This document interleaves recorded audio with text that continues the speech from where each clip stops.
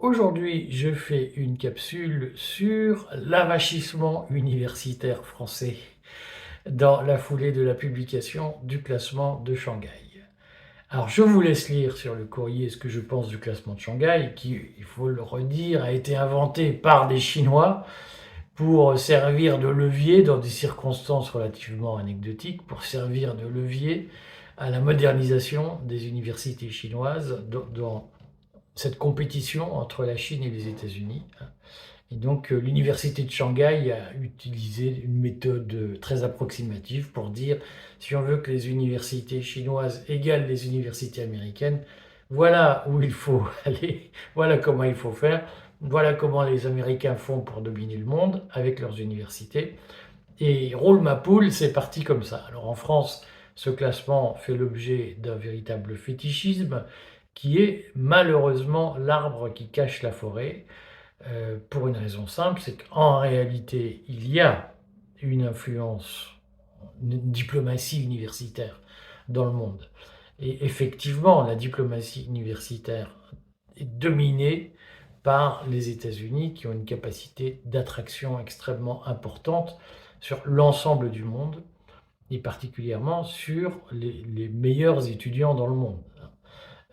Et ça participe de l'influence américaine, c'est-à-dire que quelqu'un qui est allé faire ses études aux États-Unis en reste forcément un ami d'une façon ou d'une autre, ou en tout cas a tissé pour sa formation des liens particuliers et mène une carrière professionnelle avec des liens particuliers avec les États-Unis qui seront durables et qui le suivront toute sa vie. Donc la diplomatie universitaire participe du rayonnement international d'un pays. Les États-Unis l'ont très bien compris, la Grande-Bretagne aussi, et ces deux pays ont une capacité d'attraction très forte. Notre problème, c'est que longtemps la France a été le troisième ou quatrième pays d'attraction des étudiants étrangers dans le monde, avec essentiellement des étudiants qui venaient de l'Empire colonial que nous avions, et avec qui nous avons gardé des liens privilégiés. Le problème, c'est que d'année en année, la France recule dans sa capacité à attirer des étudiants étrangers. Aujourd'hui, nous ne sommes plus que la sixième puissance universitaire dans le monde en termes d'attraction des étudiants. Et ça, ce n'est pas mesuré dans le classement de Shanghai. Ce qu'on peut reprocher au classement de Shanghai, c'est de mesurer des choses relativement contestables, qui en tout cas n'ont pas grand-chose à voir avec l'intérêt ou la valeur même des diplômes universitaires. Et ce qui, de mon point de vue, fait le rayonnement universitaire d'un pays, ce sont les étudiants étrangers qui viennent étudier dans le pays. Et la France, aujourd'hui, perd chaque année des places, c'est-à-dire que si elle augmente chaque fois le nombre d'étudiants étrangers qui viennent dans ces universités, ce nombre augmente moins vite que l'augmentation mondiale du nombre d'étudiants, c'est-à-dire que faire ses études à l'étranger, c'est un marché, je crois, de 6 millions d'étudiants chaque année, et la France progresse moins vite que les autres, et donc perd des places. Deuxième problème, c'est que la France, elle progresse essentiellement en Afrique, et elle n'arrive pas, à part l'Italie, elle n'arrive pas à attirer des étudiants étrangers de pays industrialisés dans ces universités. Ça, c'est un vrai sujet, puisque on le voit, j'ai lu beaucoup de commentaires, j'ai même lu un article sur un site qui s'appelle Riposte laïque, qui explique que je suis pro-immigration ou je sais pas quoi, anti-français, des trucs totalement délirants. Moi, je crois que ce sont les gens qui font aujourd'hui une haine anti-immigrée. Moi, je le rappelle, je suis pour l'interdiction du voile islamique dans l'espace public. Je suis pour des mesures extrêmement carrées sur le sujet. Je suis pour qu'on arrête de verser les allocations familiales aux parents de décrocheurs scolaires. Donc, je n'ai pas de problème à avoir un discours très dur sur l'immigration, mais visiblement, des gens sont animés d'autres pulsions que de régler le problème de l'immigration. Je pense qu'ils ont des guerres, ils apportent des guerres qui ne sont pas les nôtres sur notre territoire, et ce faisant, ils se font passer pour pro-français alors qu'ils sont anti-français. Je dis, le gars qui a écrit un article sur le courrier des stratèges de la riposte laïque est un ennemi de la France, parce que la France n'a rien à gagner en termes de rayonnement, d'influence en se coupant du marché des étudiants étrangers et surtout en faisant fuir les étudiants des pays industrialisés qui sont accueillis comme des bandits. C'est-à-dire que, vous comprenez, si vous avez le choix entre aller aux États-Unis où votre arrivée est prévue, anticipée, organisée et où vous êtes reçu avec un salaire confortable pour faire une année d'assistanat, des choses de ce genre à l'université, et où finalement vous êtes sur un campus où vous êtes très bien traité après une procédure administrative qui est relativement réglo. Si vous avez le choix entre aller aux États-Unis pour faire des études dans de bonnes conditions et venir en France où on vous traite comme un bandit potentiel, vous allez aux États-Unis, vous n'allez pas en France. Et donc le discours de méfiance vis-à-vis de l'étranger, il se paye directement en termes de rayonnement international de la France auprès des gens cultivés, des catégories socio-professionnelles supérieures qui vivent à l'étranger et qui se disent mais la France est devenue un pays avachi, rétréci, hein, replié, crispé sur lui-même et qui ne veut pas de nous. Et on n'a pas envie d'envoyer nos enfants à l'étranger, en France, pour qu'ils passent des heures à la préfecture de police pour s'entendre dire qu'il manque tel tampon sur tel papier, qu'ils n'auront pas leur visa et ou leur titre de séjour provisoire et choses de ce genre. C'est ça la conséquence anti-française du discours obsessionnel sur les étrangers qui est porté par les hémorroïdes que je lis sur Riposte Laïque et sur d'autres sites que j'entends dans bien d'autres endroits. Ce discours obsessif sur l'étranger se paye en termes de rayonnement français, hein. Et ce qu'il faut comprendre, c'est que je connais peu de Français dans les catégories socio-professionnelles aisées, françaises, de souche, qui disent « mon fils, ma fille ne fera des études qu'en France ».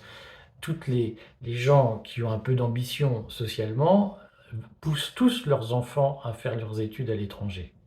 Et il faut comprendre que, en ayant un discours extrêmement rétréci sur le sujet, d'abord, nous entrons dans des logiques de représailles, c'est-à-dire que plus nous ferons du protectionnisme universitaire, moins nos enfants auront de place à l'étranger, ou plus ce sera difficile de les exporter, car les pays normaux qui pratiquent la solidarité, ce n'est pas l'assistanat, hein. La solidarité, c'est pas piquer dans la poche des uns pour redonner aux autres. La solidarité, c'est je reçois et donc je donne. Et donc, la solidarité à la française qui consiste à dire, ben, nous, on veut bien envoyer nos enfants dans des universités prestigieuses, mais on ne veut pas que les autres viennent. Ça, c'est pas de la solidarité, c'est du passager clandestin, et ce système-là n'a pas d'avenir. Vous comprenez bien que si nous sommes fermés aux étudiants étrangers, eh bien, les étrangers ne prendront pas nos enfants dans leurs universités. Et nous serons perdants sur les deux tableaux, c'est-à-dire que nous aurons un niveau de formation en France de plus en plus bas, de moins en moins ouvert, et nous aurons de moins en moins d'étudiants qualifiés qui viendront étudier en France pour relayer ensuite l'influence française. Je voudrais ajouter, puisque j'entends aussi très régulièrement des discours hallucinants sur les pauvres Français qui sont au bord de l'épuisement tellement ils travaillent, tellement on leur demande d'efforts, hein, tellement le néolibéralisme leur demande des efforts. Il se trouve que moi, je vais raconter quelques souvenirs d'anciens combattants. En l'an 2000, j'ai fait un stage ENA à l'ambassade de France à Athènes, tout à fait instructif. Je me souviens d'avoir discuté avec le nouveau directeur de l'époque de Campus France, qui était chargé d'organiser l'accueil des étudiants étrangers en France et qui disait mais on a un problème, c'est que quand un étudiant arrive de Chine, quand un étudiant arrive d'Australie et qu'on lui dit ah mais monsieur, vous arrivez samedi 16h, nous on est aux 35 heures, donc on recommence à bosser le lundi matin, donc si vous êtes là le samedi pour venir à la résidence universitaire, il n'y a pas d'accueil dans la résidence universitaire avant le lundi matin. Donc vous démerdez avec vos valises, vous trouvez un hôtel, on ne veut pas le savoir. Nous, c'est lundi matin, vendredi soir. Évidemment que les fonctionnaires qui sont payés pour accueillir des étudiants étrangers dans des résidences universitaires, qui sont parfois d'un confort limité, et qui se comportent de cette façon, en disant ah mais moi j'ai des droits monsieur, donc là ma mission de service public ça passe après mes droits sociaux. Je veux bien qu'on nous explique que les Français sont au bout du rouleau, mais En 2000, c'était déjà le sujet. Des gens, des fonctionnaires qui disaient: «Moi, monsieur, je fais 35 heures, pas plus». Voilà. Et vous êtes étudiant étranger, vous démerdez. Je veux pas le savoir, vous dormez où vous pouvez. Vous comprenez bien que ce genre de comportement où le fonctionnaire explique que l'État est à son service et pas qu'il est au service de l'État, hein, et que la mission de service public, ça passe après ses droits.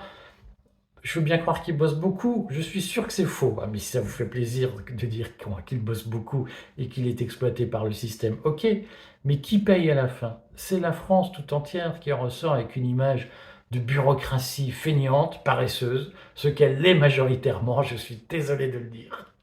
J'ai été fonctionnaire et j'en raconterai sans doute un certain nombre sur ce que j'ai vu. Oui, majoritairement, la bureaucratie française est paresseuse et vindicative. Et donc, vous comprenez que dans ce genre d'opération, c'est l'image de la France qui trinque et c'est notre rayonnement à l'étranger qui trinque. Et donc, je pense que l'avachissement français, c'est très largement le zémoïsme. C'est: ah, on est les meilleurs, ah, les autres, ils nous en veulent, ah, ils sont méchants, à cause d'eux, on vit moins bien. Non, on vit moins bien parce que on ne fait pas ce qu'il faut pour soutenir la compétition internationale, voilà. Et à un moment donné, il faut comprendre que si on peut aller passer ses vacances en Thaïlande, c'est parce que le monde est ouvert. Et que soit on veut se replier comme l'Albanie pour ne pas être emmerdé par la concurrence internationale, et on peut le faire.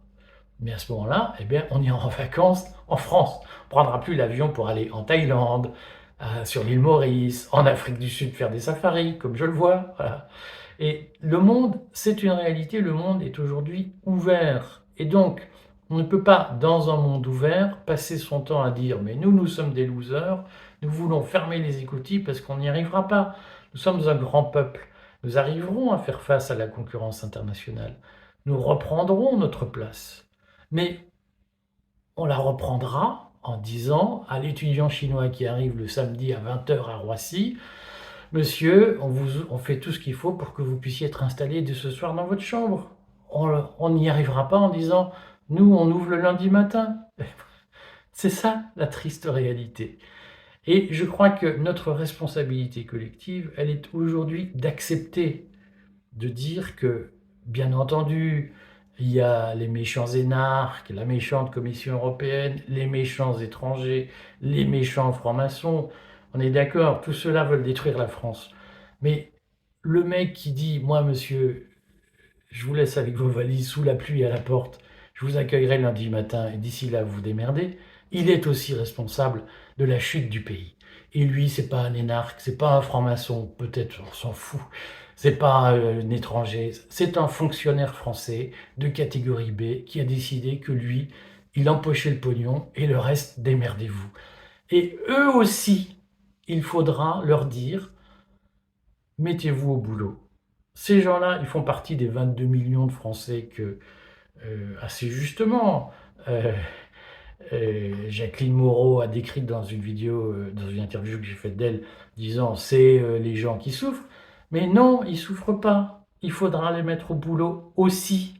Ça ne veut pas dire qu'on ne doit pas s'occuper des décideurs, de la caste qui déraille. Ça veut dire que si on veut relever ce pays, il faudra que même l'agent de catégorie B, même l'agent de catégorie C de la fonction publique qui travaille dans une résidence universitaire, eh bien, il fasse des efforts. Voilà. Allez, bon commentaire. À bientôt.